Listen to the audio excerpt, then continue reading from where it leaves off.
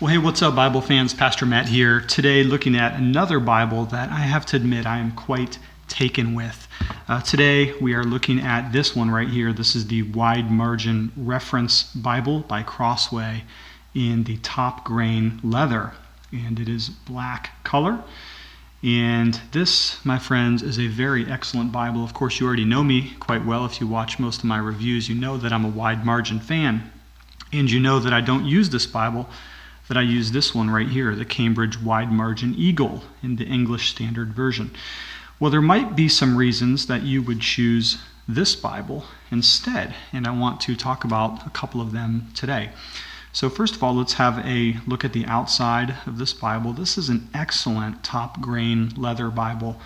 I rave about Crossway's top grain from time to time. I think it feels wonderful. It's very supple. As you can see, this is one of these covers where you can actually roll it up if you would want to do that. This Bible does have some very attractive ribs, 1, 2, 3, 4, 5, 6 along the spine, and your fairly traditional Crossway gold embossed lettering on the spine, making this overall a very attractive Bible. Okay, so pretty good stuff on the outside. Now, let's go ahead and look at the inside. And this would be one of the reasons why I might actually consider using this Bible as my main if I wasn't already 3 years into using the Eagle from Cambridge. First of all, this.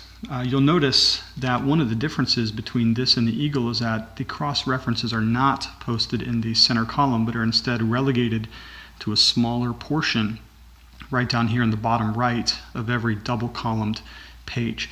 That's nice, and I like that. And what that does is this. It opens up this middle margin right here in the gutter of your Bible, and gives you more space on the inside and on the outside to take your notes. Now, one of the things that I've always struggled with about the Eagle, as much as I love it, is that the inner margin right here is narrower than the outer wide margin, and for some reason that bothers my eyes. Not physically, by strain, I'm talking about aesthetics. It seems to me that the inner margin should be at least as wide as the outer margin, and Crossway, rather than Cambridge, has the proportions right. And what that does is give you more space to be able to take your notes right in the middle, the spine, where it's often difficult to actually physically take notes. You'll notice that this Bible sort of curves up towards the spine, but that's only because it's not very broken in. It is, of course, a Smythe sewn or Smith sewn binding, so this is going to be very workable for the foreseeable future. The other reason that you might actually choose this Bible as over against the Eagle is font size. This Bible by Crossway has a notably larger font than does the wide margin, and you can tell that the leading or the spacing between the lines is actually greater than it is over here, which makes the Cambridge wide margin slightly harder to read. Okay, so Crossway has the advantage of a wider inner margin and a larger font. There's one other thing, though, that I think is interesting, and something else that, believe it or not, is preferable in the Crossway wide margin.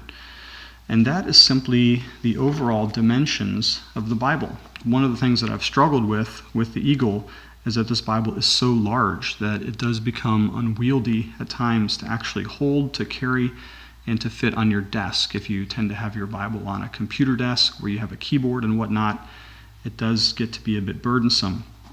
The Crossway edition takes off almost an inch of the girth and does not trade for quality in paper.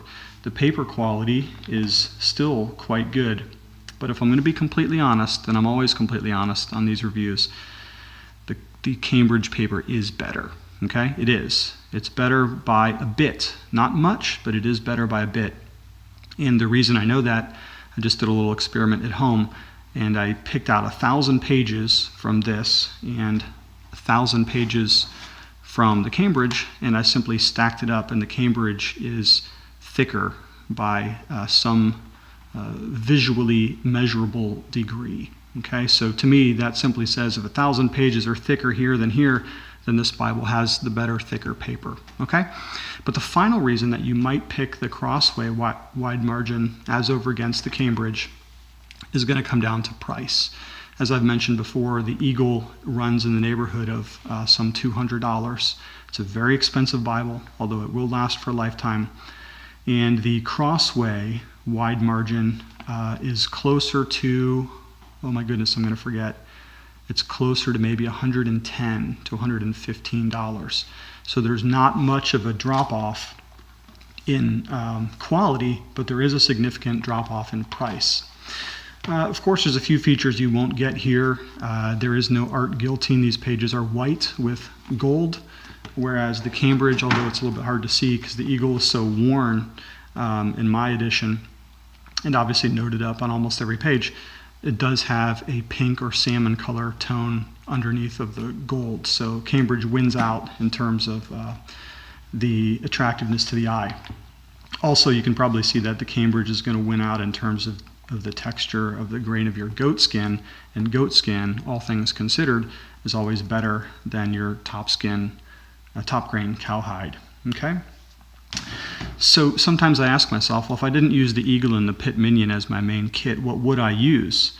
If I had to start over, I really might very seriously consider using the wide margin top grain by Crossway, an excellent Bible for the price. Well, I hope that helps, and as always, I'm going to post a link to Amazon's webpage directly in the description of this video, so all you have to do is point and click. You're right on Amazon, and if you want, you can purchase this Bible. Okay? Thanks again. Check out my other Bibles and books on my playlist. I love you lots, and I'll talk to you later.